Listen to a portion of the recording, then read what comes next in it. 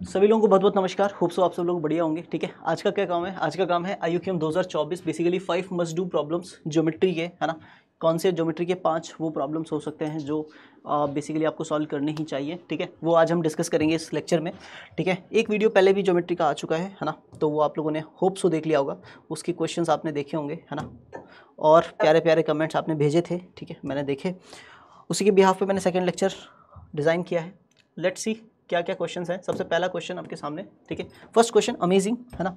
करते हैं discuss question number 1 से स्टार्ट। तो सबसे पहले क्वेश्चन क्या कहता है, ध्यान से समझिए बिना किसी टाइम वेस्ट के। Let ABCD be a cyclic coordinator. ABCD क्या है? एक साइक्लिक कोऑर्डिनेटर है और सेटिस्फाई करता है ये कंडीशन कि AB और AD बराबर हैं और AB प्लस BC जो है वो CD के बराबर है। तो डिटरमाइन करना है एंगल CDA, है ना। एंगल CDA को डिटरमाइन करना है कि CDA एंगल क्या होगा। ठीक है, तो सबसे पहला काम क्या किया मैंने?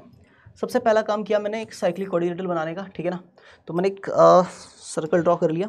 ठीक है, और साइक्लिक कोऑर्डिनेटर में AB और AD बराबर रखना है, BC CD साइड को इतना बड़ा रखना है कि AB प्लस BC के बराबर हो। ठीक है, तो क्या किया, ठीक है, मान लो ये अपना AB हो गया, ठीक है ना, या सबसे बड़ी साइड CD है ना, तो CD साइड को ऐसे रखना पड़ेगा, सबसे बड़ी साइड को ना, ठीक है ना।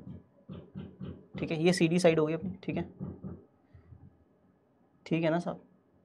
और ठीक है ना, AB प्लस BC के बराबर है ना ये CD, ठीक है ना।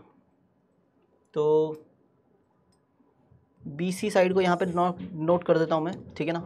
AB साइड को यहाँ पे नोट कर देता हूँ, ठीक है ना। और ये AD साइड हो जाएगी, क्लियर। अब ध्यान से समझिएगा, यहाँ पे A पॉइंट है, यहाँ पे B पॉइंट है, यहाँ पे C पॉइंट है और यहाँ पे D पॉइंट है। क्वेश्चन कह रहा है उसके हिसाब से ही चलते हैं, है ना। क्वेश्चन ने बोला AB और AD बराबर है, तो AB और AD बराबर हो गए, ये दोनों साइड्स बराबर हैं। ठीक है, पहली बात। दूसरी बात, AB प्लस BC किया तो AB में BC ऐड किया, ठीक है ना, तो CD बन गया। ठीक है, तो हमें एंगल CDA डिटरमाइन करना है सोल्यूशन में। सबसे पहली चीज़ मैंने क्या की, देखो यार, जब भी है ना, हमारे को इतिहास गवाह है, हमने अभी जब जितनी भी क्लासेस की हैं उनमें जब भी ऐसा क्वेश्चन आया है ज्योमेट्री में, ज्योमेट्री के लिए ये चीज़ समझना कि दो साइड्स का सम जो होता है वो अगर तीसरी साइड को डिनोट कर रहा है या तीसरी साइड बन रही है वो दो साइड्स का सम हो करके, तो डेफिनेटली हम क्या करते हैं, थर्ड साइड के ऊपर एक पॉइंट मार्क कर लेते हैं। तो हम इसके ऊपर एक पॉइंट मार्क कर लेंगे ना। तो मैंने DC साइड पे एक पॉइंट E मार्क कर लिया ना। क्या मार्क कर लिया? पॉइंट E मार्क कर लिया, है ना। मार्क E ऑन CD, है ना, मार्क E ऑन CD, है ना, सच दैट क्या बोलेंगे कि mark E on CD such that AD equals to D, है ना। AD और D बराबर हो जाए, है ना। AD और DE क्या हो जाए? बराबर हो जाए, है ना। या फिर आप बोल दो कि AB और DE बराबर हो जाए ना। देखो, अगर जितना AB है उतना ही मैं DE मार्क कर लूँ ना, E पॉइंट इस हिसाब से मार्क करूँ कि DE जो है वो AB के बराबर हो जाए। तो AB तो AD के बराबर था और वो DE के बराबर हो गया, तो कोई दिक्कत वाली बात नहीं है।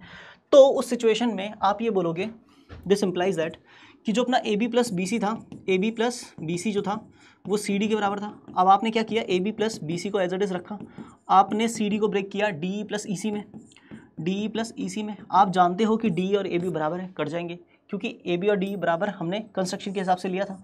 तो DE से DE कट गया, DE से AB कट गया, तो BC और EC बराबर आ जाएंगे। यहाँ तक कोई परेशानी नहीं होनी चाहिए कि BC और EC बराबर हो गए, है ना।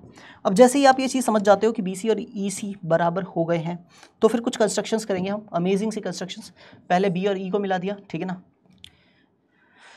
चलिए पहले बहुत ज़्यादा ज़रूरी कंस्ट्रक्शंस को लाइंस के थ्रू रिप्रेजेंट करते हैं ना, ठीक है। तो B और E को मिला दिया मैंने, ठीक है। मैंने B और D को मिला दिया, ठीक है ना। मैंने A और E को मिला दिया, ठीक है। अच्छा, ओके, ठीक है ना, ठीक है ना। मैंने A और C को भी मिला दिया, ठीक है। I don't know why but मिला दिया। अब ध्यान से सुनो, सबसे पहली चीज़, क्योंकि आपको जो सिंगल टिक वाली साइड्स हैं वो आपस में बराबर हैं, ये समझ में आ ही रहा होगा, और जो डबल टिक वाली साइड्स हैं वो भी आपस में बराबर है, ये भी आपको समझ में आ रहा होगा। तो आपको ये चीज़ तो क्लियर है कि ट्राइंगल CBE जो है ना, CBE जो है ना वो आइसोस्केलस ट्राइंगल हो गया। ट्राइंगल CBE जो है ना वो एक हो गया आइसोस्केलस ट्राइंगल ना, इज आइसोस्केलस ट्राइंगल ना,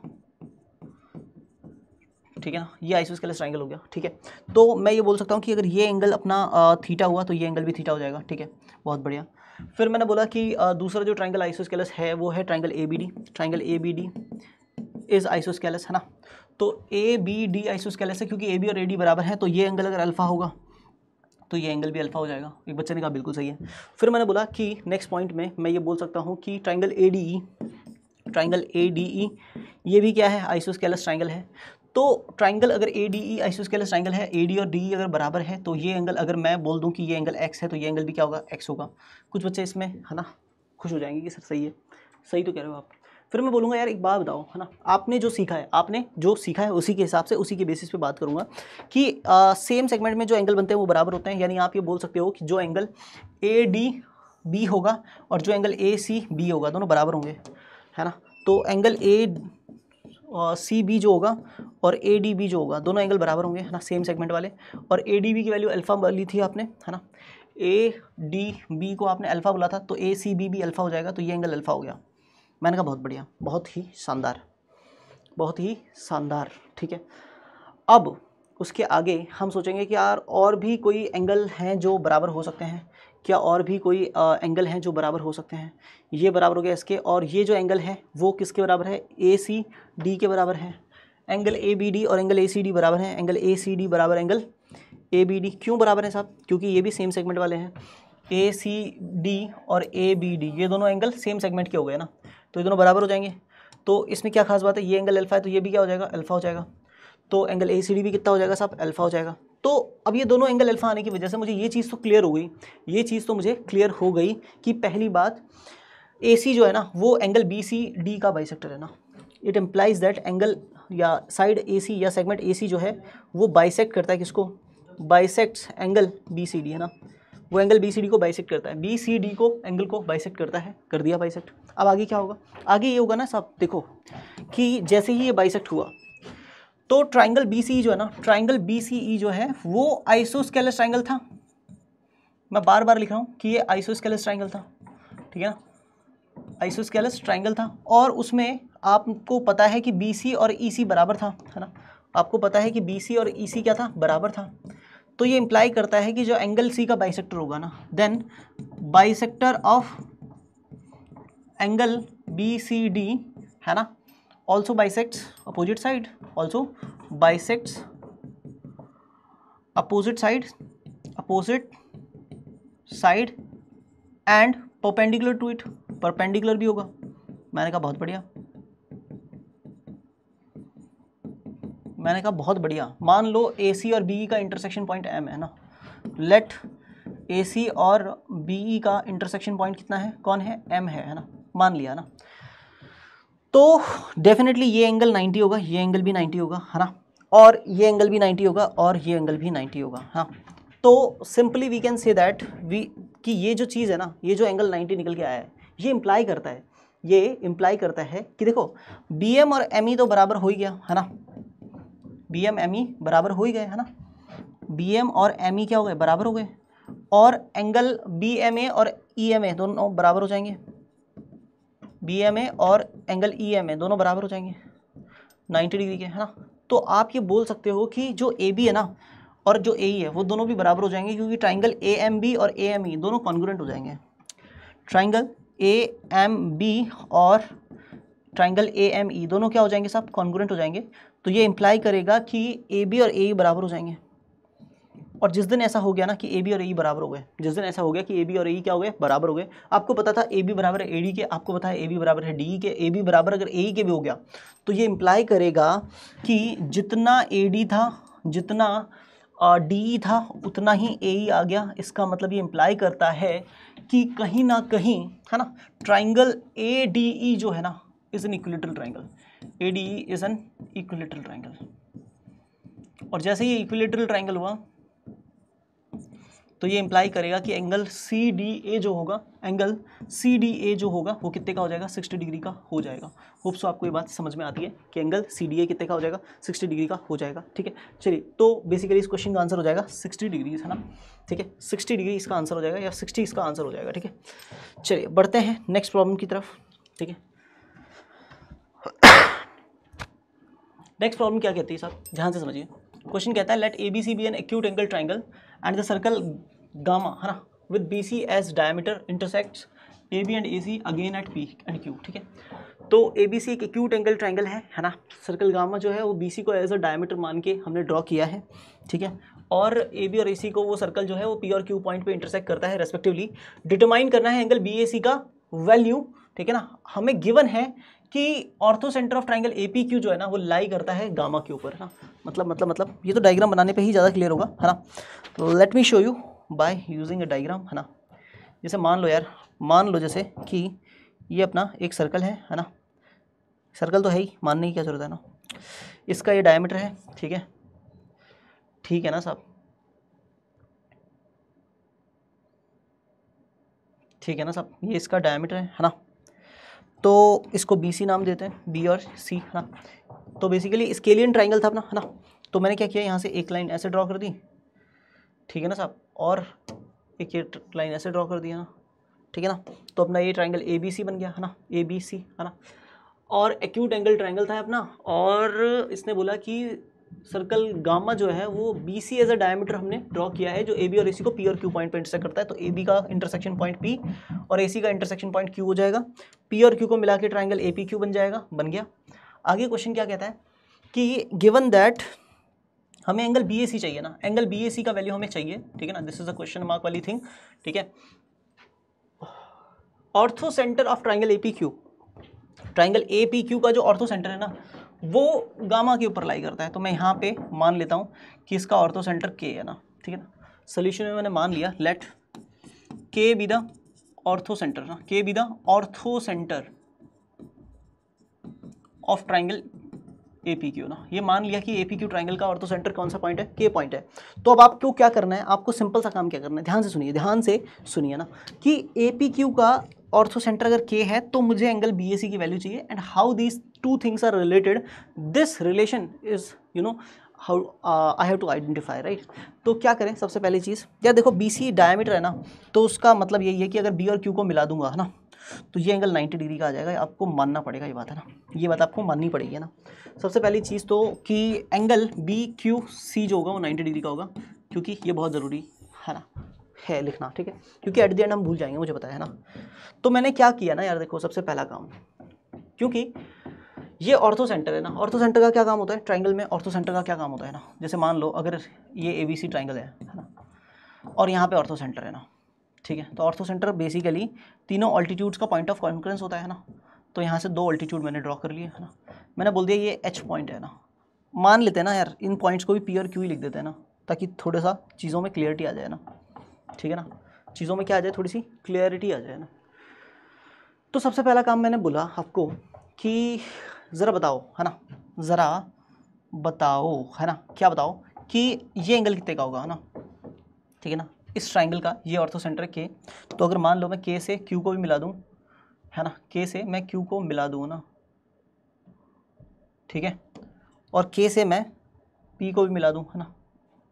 तो अगर मैं आपसे पूछता हूँ एंगल कौन से के बारे में, एंगल के क्यू ए के बारे में, है ना, एंगल के क्यू ए के बारे में पूछता हूँ कि के क्यू ए कितना होगा, तो आप सोचो ये एच की जगह इसको नाम क्या दें हम, एच की जगह के नाम देते हैं ना। तो एंगल के क्यू ए, अगर ये एंगल पूछा जाए तो ये एंगल आप क्या बोलोगे, ये एंगल आप बोलोगे 90 माइनस एंगल ए। क्यों क्यों बोलोगे, बताओ क्यों बोलोगे, क्योंकि ये एंगल ए है, ये एंगल 90 है, तो तीसरा एंगल ट्राइंगल का जो बचेगा 90 माइनस ए बचेगा। एज इट इज़ अगर मैं एंगल के पी ए पूछूँ आपसे कि क्या होगा, तो आप ये भी बोलोगे सर ये भी 90 माइनस ए है। मैंने कहा बहुत बढ़िया, बहुत शानदार, बहुत बढ़िया, बहुत ही शानदार बात है। फिर है ना, फिर अगर मैं आपसे पूछूं कि ये एंगल कितने का है, तो आप इसके बारे में कुछ ना कुछ आइडिया अपनी, है ना, चर्चा या अपनी जो राय होगी वो दे ही देंगे, है ना। फिर मैंने सोचा आपसे कुछ बातें करने का ना। सबसे पहली चीज़ मैंने बोली कि क्या आपको ये आइडिया है कि के अगर इस सर्कल गामा के ऊपर लाई कर रहा है, तो बी पी के क्यू जो है, बी पी के क्यू, है ना, बी पी के क्यू जो है ना, तो के क्यू ए मैंने बोला कितना होगा 90 माइनस ए, और के पी ए जो होगा वो भी कितना होगा 90 माइनस ए होगा ना, ठीक है। अच्छा, फिर मैंने आपसे बोला कि बी पी के क्यू जो है ना, इस साइक्लिक क्वाड्रिलेटरल, क्या है आप मानते हैं कि ये साइक्लिक क्वाड्रिलेटरल है? तो आप बोलेंगे बिल्कुल सर, बिल्कुल मानते हैं कि ये साइक्लिक क्वाड्रिलेटरल है। मैंने कहा अगर ये साइक्लिक क्वाड्रिलेटरल है तो आप मुझे ये बताइए कि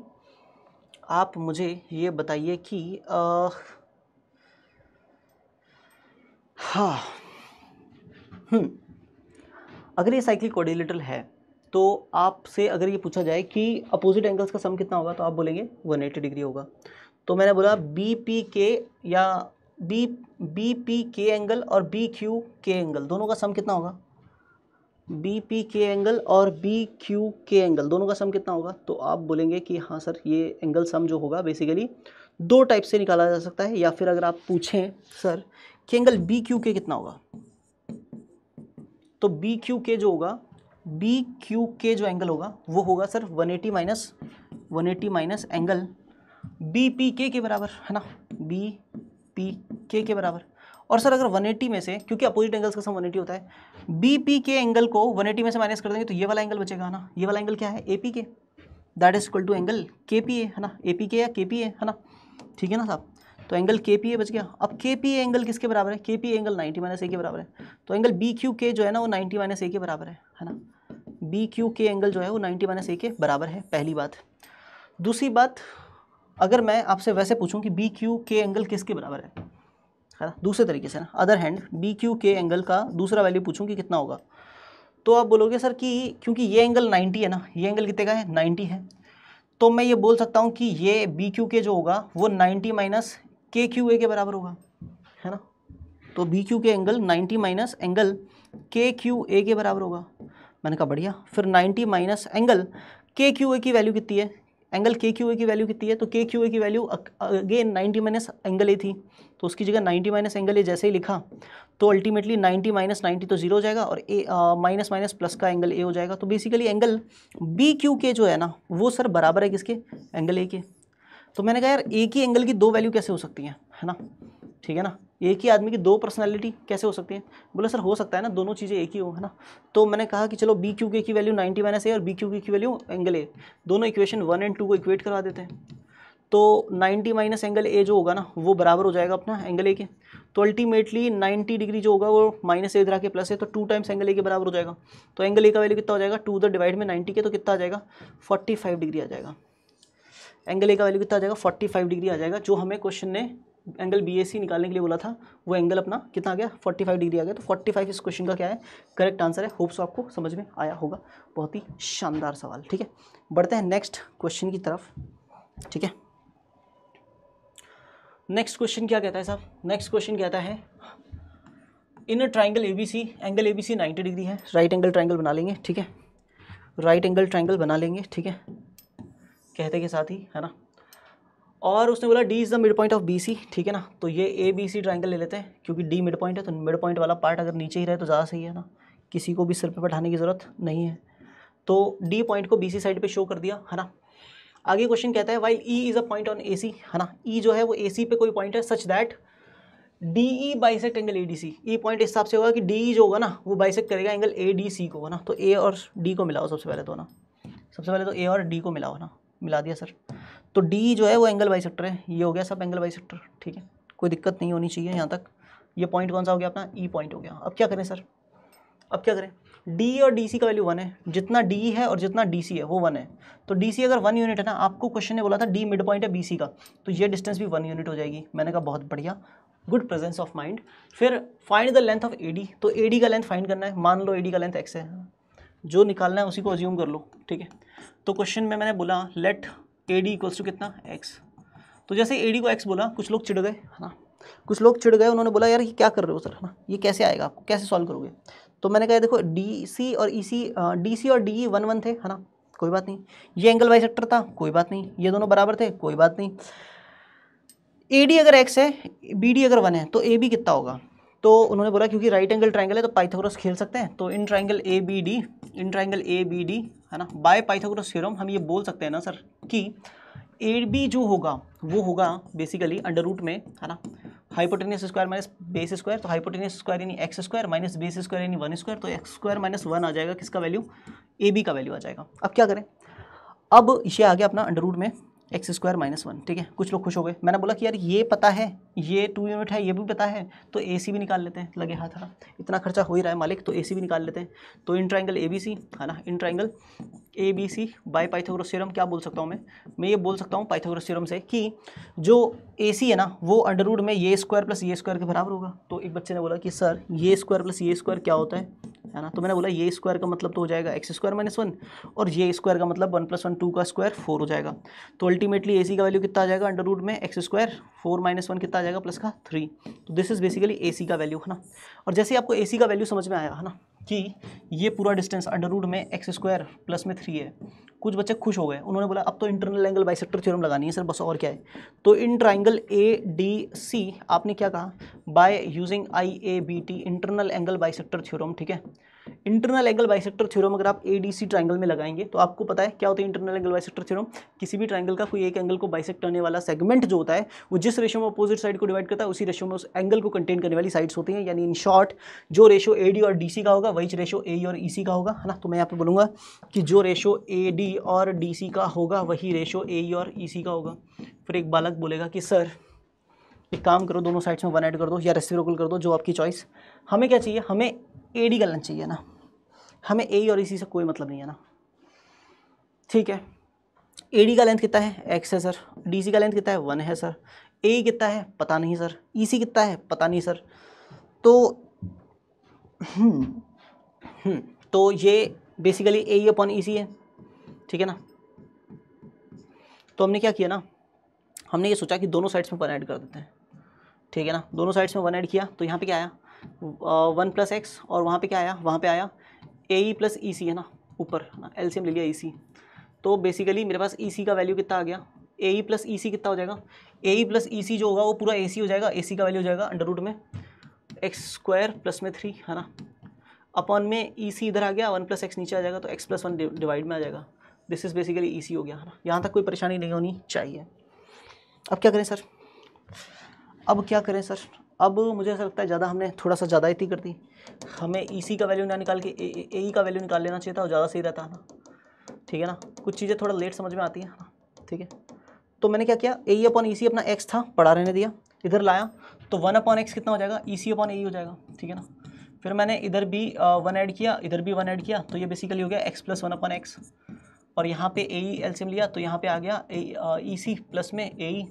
तो अल्टीमेटली ये क्या हो गया, AC अपॉन में AE। This is basically x + 1 upon में x। यहाँ तक की कहानी आपको समझ में आती होगी। तो AE को इधर फेंका, ठीक है ना, AE इधर आ गया, ठीक है ना अपना, ठीक है आ गया सर। और AC जो था उसकी जगह अंडर रूट में कितना x² प्लस में 3, x इधर आएगा तो मल्टीप्लाई में x + 1 डिवाइड में, है ना। तो this is the value of AE। अब उसके आगे आप पता है क्या सोचोगे, आप ये सोचोगे सर अब क्या करोगे सर, है ना। तो मैंने बोला कि अगर मान लो मैं B से, है ना, BC डायमीटर लेकर के एक सर्कल ड्रॉ करूँ, है ना, BC डायमीटर लेके अगर मैं एक सर्कल ड्रॉ करूँ ना, BC डायमीटर लेके अगर मैं क्या ड्रॉ करूँगा, अगर एक सर्कल ड्रॉ करूँ, if we draw circle with diameter BC, then its center will be at D, उसका सेंटर D पॉइंट पे होगा क्योंकि D मिड पॉइंट है BC का।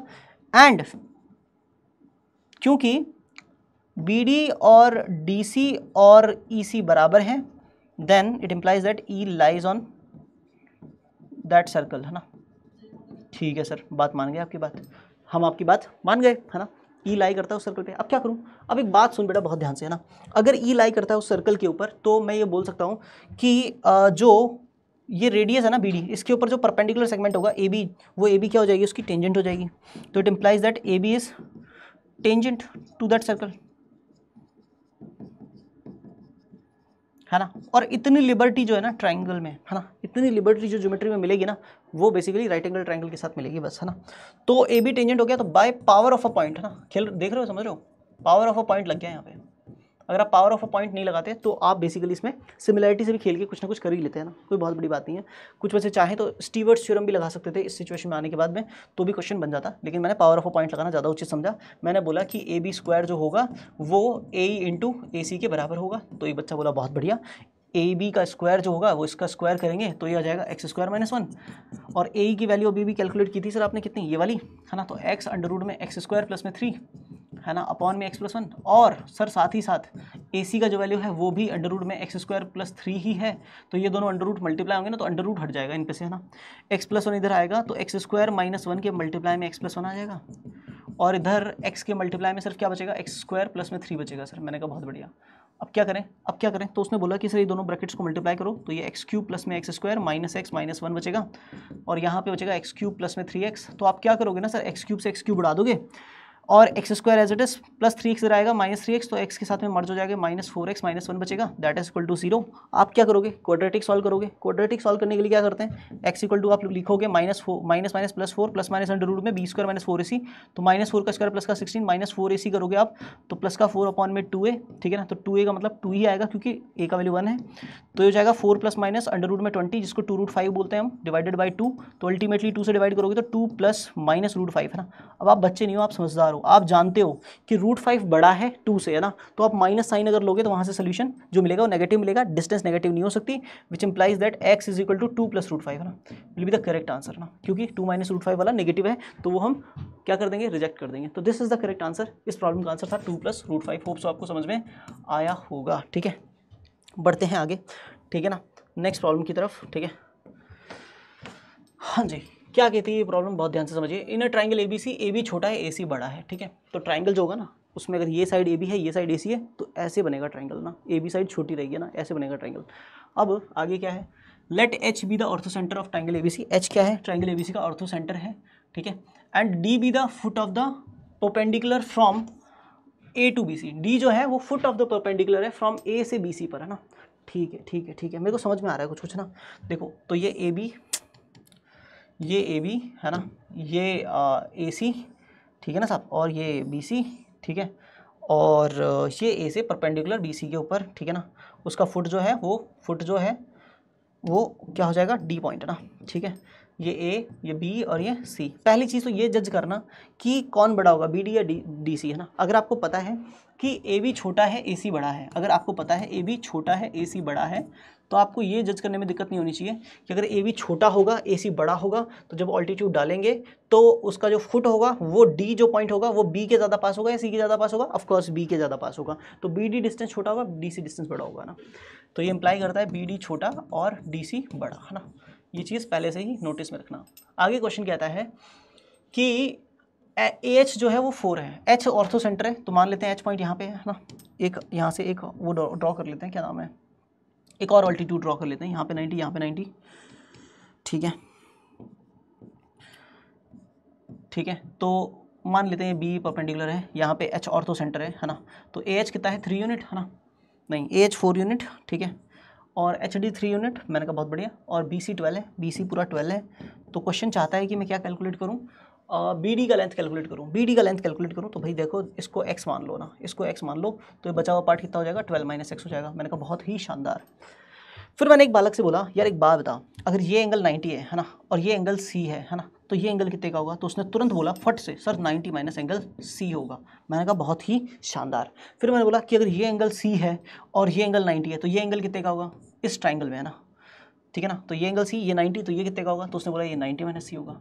मैंने कहा बहुत शानदार। फिर मैंने बोला उसको कि यार अगर मैं लिख देता हूँ कि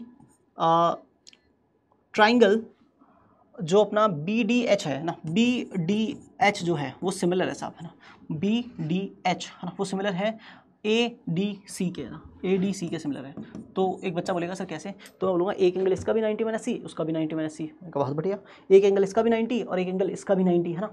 तो डेफिनेटली दोनों ट्राइंगल क्या हो जाएंगे साहब, सिमिलर हो जाएंगे। अब जो दोनों ट्राइंगल सिमिलर हो गए, है ना, जब दोनों ट्राइंगल सिमिलर हो गए, तो मैं क्या बोल सकता हूँ कि जो रेशो BD और AD का रहेगा, जो रेशो BD और AD का रहेगा ना, ठीक है, और दूसरा रेशो हम लेंगे, वो लेंगे DH और DC का, है ना। तो एक बच्चा खुश हो गया, उसने बोला सर BD को x माना था, ठीक है ना, लिख देता हूँ यहाँ पे, let BD equals to x, ठीक है ना सब। तो BD को x माना था, AD कितना है, AD A से D तक पूरा, तो 4 + 3 कितना हो जाएगा, 7 हो जाएगा सर। मैंने कहा बहुत बढ़िया। DH कितना है, DH 3 है, ठीक है, और DC कितना है, DC है 12 माइनस x। तो क्रॉस मल्टीप्लाई करेंगे सर, ये तो क्वाड्रेटिक बन गया, सिंपल क्वेश्चन है सर। मैंने कहा सिंपल ही तो लाते हैं क्वेश्चन, है ना, टफ क्वेश्चन करने क्यों है। 7 3 21, है ना, सारे टर्म्स को उधर ले जाएंगे तो x² माइनस में 12x और प्लस में 21 दैट इज इक्वल टू 0। अब क्या करेंगे, अब फैक्टराइज करेंगे, तो फैक्टराइज होगा नहीं, तो अंडर रूट में 12 प्लस माइनस अंडर रूट में 12 का स्क्वायर 144 माइनस में 4AC, तो 4 इंटू A की जगह 1 और C की जगह 21, है ना, तो 84 हो जाएगा, माइनस का अपॉन में 2a यानी 2 आ जाएगा, तो बेसिकली हो जाएगा 12 प्लस माइनस 144 में से 84 लेस करेंगे तो 60 बचेगा, उसका अंडर रूट निकालेंगे तो 60 का अंडर रूट जो होता है ना, बेसिकली 60 का अंडर रूट जो होता है वो होता है 2√15, क्योंकि 4 इंटू 15 लिखते हैं 60 को, है ना। तो 2√15 अपॉन में 2 दोनों से डिवाइड कर 2 से दोनों में डिवाइड कर देंगे तो x के दो वैल्यू आ जाएंगे, एक तो प्लस का एक माइनस का। एक आएगा 6 प्लस √15 और एक आएगा 6 माइनस √15। अब आपके ऊपर डिपेंड करता है। देखो अगर आप x को 6 प्लस √15 लोगे, है ना, देखो ये पूरा डिस्टेंस 12 है, अगर आपने x को 6 प्लस √15 लिया तो दूसरा वाला डिस्टेंस जो होगा ना वो 6 माइनस √15 हो जाएगा। अगर आपने x को 6 माइनस √15 लिया तो CD जो है वो 6 प्लस √15 हो जाएगा।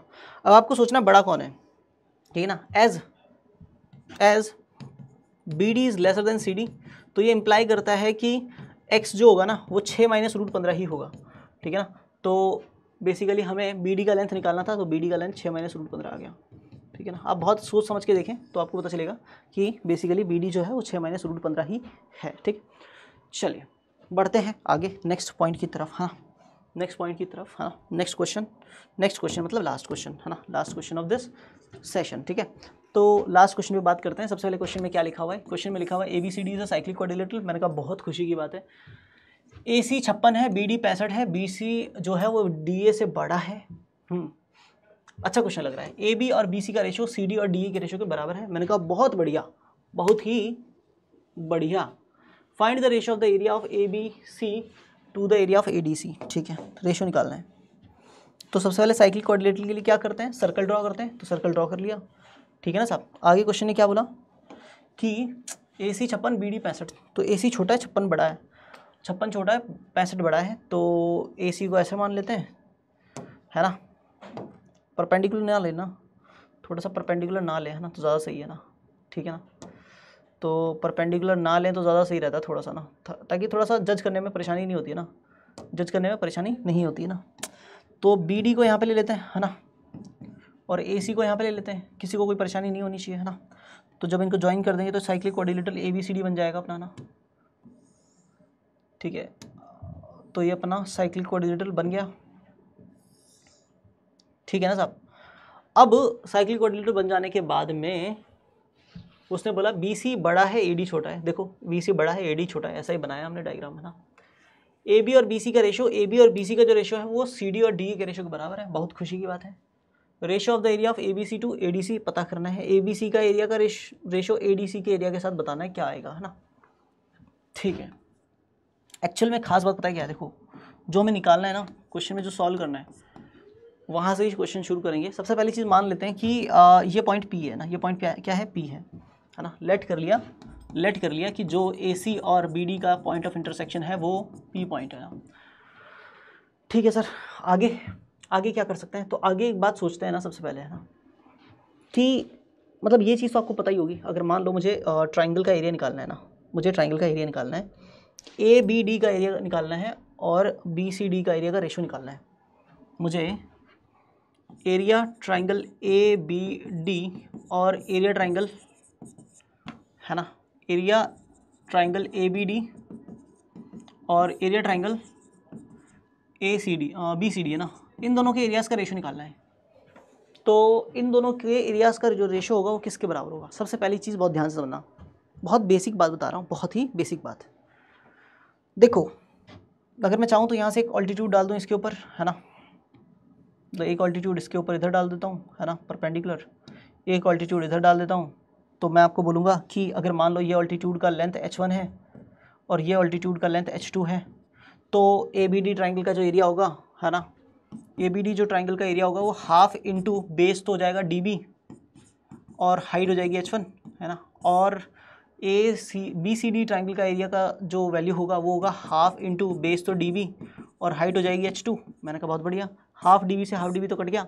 और जो H1 और H2 का रेशियो है ना, जो H1 और H2 का रेशियो है वो बेसिकली AP और PC के रेशियो के बराबर होगा, है ना। वो रेशियो किसके बराबर होगा, AP और PC के रेशियो के बराबर होगा। एक बच्चा बोलेगा क्यों, क्योंकि मैं बता देता हूँ। अगर मान ली ये M पॉइंट है ना, ये पॉइंट M है और ये पॉइंट अगर N है ना, तो मैं ये बोल सकता हूँ साधारण शब्दों में कि ट्राइंगल एम पी जो होगा वो सिमिलर होगा ट्राइंगल सी एन पी के ना। वो बच्चा बोलेगा क्यों सर, तो मैं बोलूँगा एक एक एंगल तो 90 है और एक एक वर्टिकली अपोजिट एंगल है, दोनों ट्राइंगल क्या हो गए, सिमिलर हो गए, तो जो रेशियो H1 और H2 का रहेगा वही रेशियो AP और PC का रहेगा ना। तो इम्प्लाई करेगा कि जो रेशियो H1 और H2 का रहेगा वही रेशियो AP और PC का रहेगा। तो मैंने H1 और H2 की जगह AP अपॉन PC लिख दिया। यानी मैं ये कहना चाहता हूँ कि AP अपॉन PC का जो रेशियो है, AP और PC का जो रेशियो है वो इन दोनों ट्राइंगल्स के एरियाज के रेशियो के बराबर है। ये पहली बात है ना, ये क्या है, पहली बात है ना। दूसरी बात क्या है, बहुत ध्यान से समझने वाले, कि इन दोनों ट्राइंगल्स का जो एरिया है ना वो मैं दूसरे तरीके से भी निकाल सकता हूँ। अब आप बोलोगे सर दूसरा तरीका है, तो दूसरा तरीका बेटा ध्यान से सुन, दो ट्राइंगल मतलब किसी भी ट्राइंगल का अगर एरिया निकालना है तो उसके मैंने 6 तरीके बताए हुए हैं, 5-6 तरीके, तो आपको उनमें से कोई भी तरीका यूज़ करने की लिबर्टी है। मैंने क्या सोचा, मैंने half into base into height तो लगा ही लिया, अब मैं half into A B sine C लगाऊंगा ना, half into A B sine C, याद है ना किसी भी ट्राइंगल का एरिया निकालने का तरीका ना, तो हाफ ए बी साइन सी लगाऊंगा तो मैं बोलूँगा इसमें हाफ इंटू पहली साइड मैंने ले ली ए बी, दूसरी साइड मैंने ले ली ए डी है ना, और उसके साथ में मल्टीप्लाई में sine B A D, sine angle B A D है ना, ठीक है सर, और divided by half into B C D triangle में, बी सी डी ट्राइंगल में half into B C into C D into sine B C D, B C into C D into sine B C D. बहुत बढ़िया, ठीक है। अब क्या करें sir, अब एक काम कर, हाफ से हाफ उड़ा दे, ठीक है उड़ा दिया sir. A B upon B C जो लिखा हुआ था ना उसके मल्टीप्लाई में A D upon C D लिखा हुआ है। अब ध्यान से देख है ना, अगर मैं मान लो A B upon B C, C D upon D A को के मान लो गलती से के मान लूँ ना, तो A B upon B C की जगह आप के लिखोगे और A D upon D C की जगह 1 अपॉन के लिखोगे, तो ये दोनों चीज़ें कटने वाली है ना। ये आपको समझ में आना चाहिए कि दोनों चीज़ें क्यों कटने वाली है ना, ये दोनों चीज़ें एक दूसरे का रेसिप्रोकल है इसलिए कट गई है ना। इनटू में मेरे पास बच गया sine angle B A D, मान लो एंगल बी ए डी जो है ना वो थीटा है, अगर ये एंगल थीटा है तो ये सामने वाला एंगल कितने का होगा, तो एक बच्चा बोलेगा 180 माइनस थीटा होगा। मैंने बोला क्यों, तो उसने बोला सर साइक्लिक क्वाड्रिलेटरल ना, साइक्लिक क्वाड्रिलेटरल है सर, साइक्लिक क्वाड्रिलेटरल के अपोजिट एंगल का सम 180 होता है सर। तो मैंने बोला कि अगर ये एंगल थीटा तो ये साइन 180 माइनस थीटा, तो अल्टीमेटली एक बालक ने क्या कहा कि ये दोनों तो बराबर होते हैं तो काट दो सर। मैंने कहा बढ़िया, तो काटने के बाद में क्या पता चला, इक्वल टू में कितना आया, 1 आया, मतलब ultimately sir A P upon P C जो है ना अपना वो 1 हो गया सर, वो 1 हो गया। मतलब ये क्या इंप्लाई करेगा, तो सर ये इंप्लाई करेगा कि ए पी और पी सी बराबर है। तो सर ए पी और पी सी अगर बराबर है तो किसके बराबर है, तो मैं बोलूँगा ए पी और पी सी अगर बराबर है, जितना ए पी है उतना ही पी सी अगर है, तो पूरा ए सी जो था ना वो अपना था 56, पूरा ए सी कितना था 56, पूरा ए सी 56 था। तो ए पी और पी सी अगर बराबर है तो कितने कितने के होंगे, 28 के होंगे ना, तो ये भी 28 ये भी 28, ठीक है। अच्छा दोनों 28 के हो गए। अब क्या करें सर, अब क्या करें, अब हमें पता है बी सी बड़ा है डी ए छोटा है और हमें एरियाज़ का रेशियो चाहिए है ना। तो मैंने सोचा यार एक काम कर लेते हैं ना, फिर एक काम कर लेते हैं, बी पी को एक्स मान लेते हैं है ना, क्या कर लेते हैं, यहाँ नहीं लिखते हैं, लिख लेते हैं let B P equals to x है ना, और पी डी हो जाएगा अल्टीमेटली 65 माइनस एक्स है ना, क्योंकि पूरा बी डी जो है वो 65 है। तो मैंने जैसे बी पी को एक्स माना तो पी डी 65 माइनस एक्स हो गया। फिर मैंने बोला by power of a point, by power of a point, ठीक है ना, ठीक है। पावर ऑफ अ पॉइंट भर भर के यूज़ आ रहा है, क्यों, क्योंकि मैं सिखाना चाहता हूँ आपको ना कि पावर ऑफ पॉइंट का जो यूज़ है ना वो कैसी कैसी जगहों पर आप कर सकते हो, क्योंकि जब अल्टीमेटली एग्ज़ाम आएगा ना तो आपको क्लिक करना बहुत ज़रूरी है कि यार पावर ऑफ पॉइंट भी लग सकता है ना। अब यहाँ पे पावर ऑफ पॉइंट अगर लगाएंगे तो ए पी और पी सी का जो प्रोडक्ट होगा वो बी पी और पी डी के प्रोडक्ट के बराबर होगा है ना। तो P A into P C बराबर हो जाएगा P B into P D के है ना। तो फिर क्या होगा sir, P A into P C करेंगे तो पी ए कितना है और पी सी कितना है, दोनों 28 हैं, तो यहाँ पे बेसिकली 28 का स्क्वायर आ जाएगा।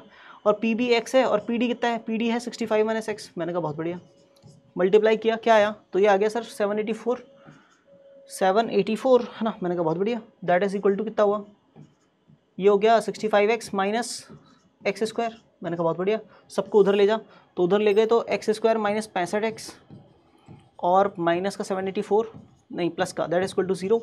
सर फैक्टर करेंगे तो 2 फैक्टर हो जाएंगे साहब, x माइनस 16 और x माइनस 49। सोच के देखो 784 को 49 इंटू 16 ब्रेक कर सकते हैं क्या, 49 10 जा 490 और 49 6 जा 98 3 जा 294 और 490 को ऐड करोगे तो 784 ही आएगा।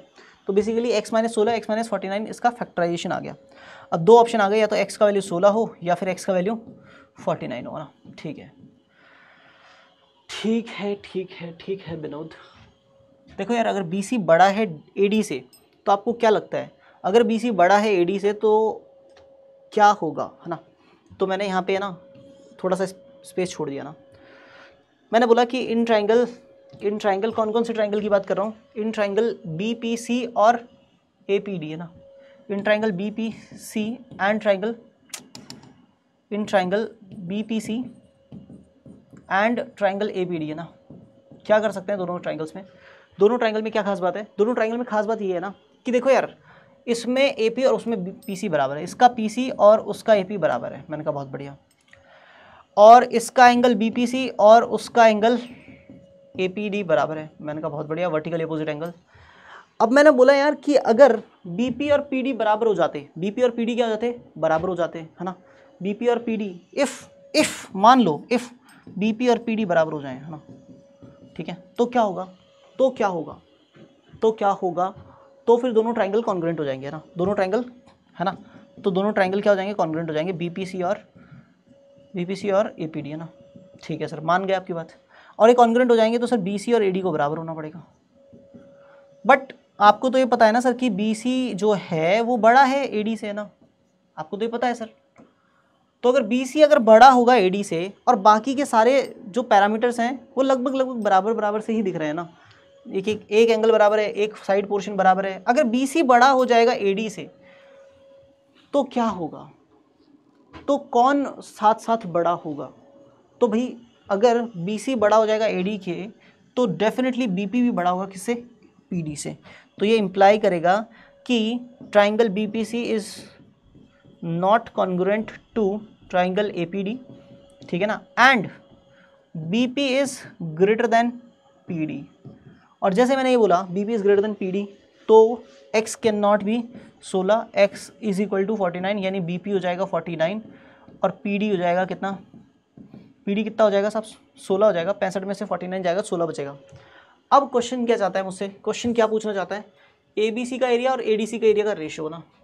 तो area triangle ABC upon area triangle ADC, ठीक है ना। तो एक बालक बोलेगा सर कैसे कैलकुलेट करोगे, मैंने कहा ABC का एरिया और ADC का एरिया निकालना है ना। तो यार बहुत बड़ी डील नहीं है, हम क्या करेंगे इसमें, वही हाफ AB साइन से लगाएंगे, तो half into AB into BC, half into AB into BC, या फिर जैसे मैंने AP और PC को ABD और BCD का रेशियो बोला था, ABD और BCD का रेशियो AP और PC निकाला था, वैसे ही आप ये भी बोल सकते हो कि ABC का रेशियो और ADC का रेशियो BP और PD हो जाएगा ना। अगर आप ये बोल पाते हो, आपके अंदर इतनी हिम्मत है ना, प्रूव भी कर सकते हो बेस इंटू हाइट लेके। तो BP और PD का रेशियो कितना आया, 49/16, और यही हमें कैलकुलेट करना था ना। This is the correct answer. Hopes आपको समझ में आया होगा। बहुत ही शानदार सवाल है ना, 5 सवाल बहुत ही बेहतरीन वाले हैं ना। चलिए, तो आई थिंक सफिशिएंट है from my side. Thanks to all of you. Thank you. Bye bye. Have a nice day. We'll meet again with new questions.